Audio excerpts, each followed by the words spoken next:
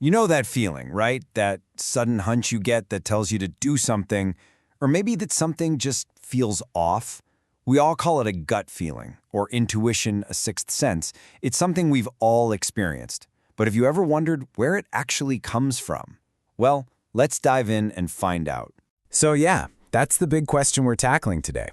What exactly is a gut feeling? And, more importantly, should you trust it? We're going to peel back all the mystery and look at the actual science behind that feeling in your stomach. We'll figure out what it is, how it works, and maybe even when it's a powerful tool that you should absolutely listen to. Okay, so for centuries, intuition has had this kind of mystical vibe, hasn't it? It's often seen as this magical, almost supernatural thing, like a secret channel to some hidden knowledge that we can't normally tap into. And this quote, "This is pretty much why it feels so mysterious." I mean, we've all said something just like this. The feeling itself is so powerful, you can't deny it. But the second someone asks you to explain why you feel that way, you've got nothing.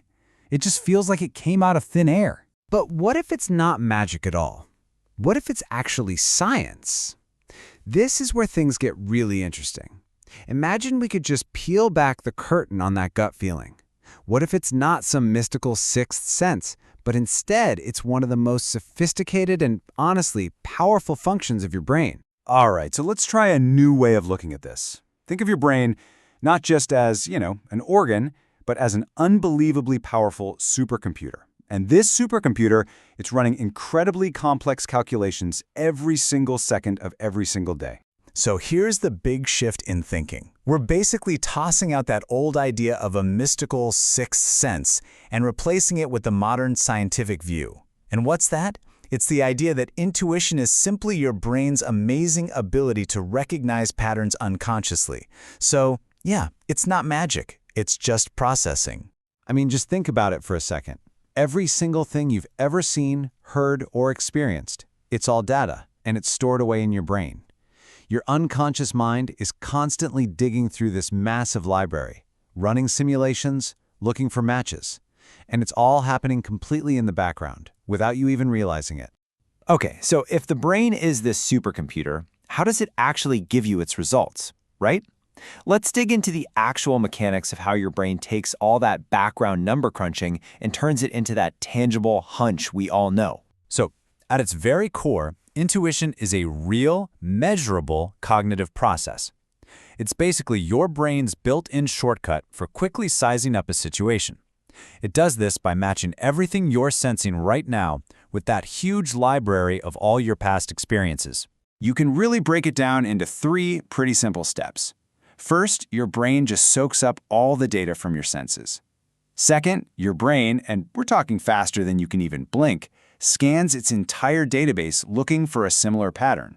And third, if it finds a match, it doesn't email you a detailed report. No, it sends you a feeling. That gut feeling is basically the executive summary. And get this isn't just a cool theory. It's actually grounded in the physical hardware of your brain. Neuroscientists can literally see this stuff happen in brain scans. You've got areas like the basal ganglia, which is kind of the hub for learning habits, and the insula, which is what connects your emotions to physical feelings in your body. These parts are key to the whole process. This is literally where that gut feeling comes from. And what this really shows us is that we have 2 totally different ways of thinking. You've got your analytical thought, right? That's the slow, deliberate, step-by-step logic you use for, say, a math problem. But then you have intuition.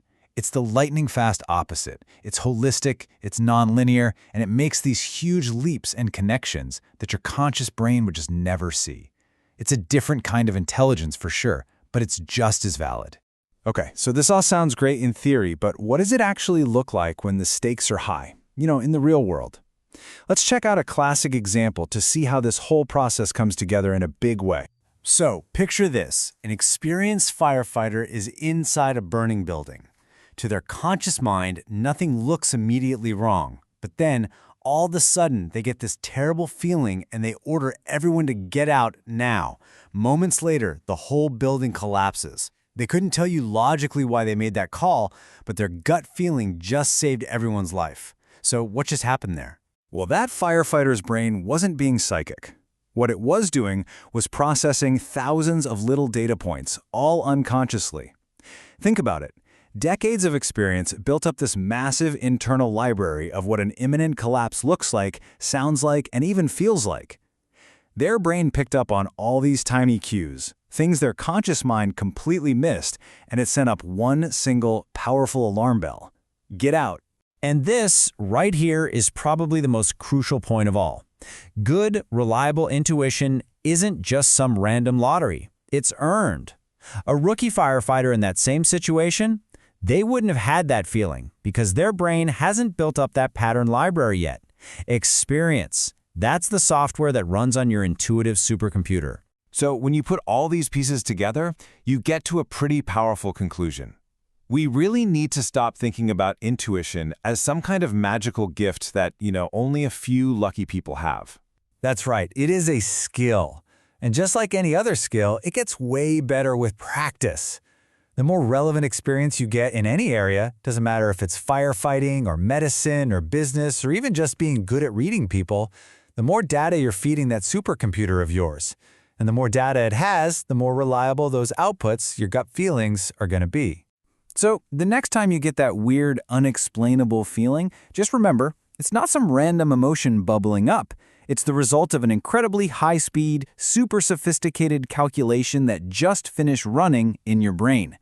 The real question isn't, is this feeling real? The question is, do I have enough experience in my library to trust this result? Definitely something to think about.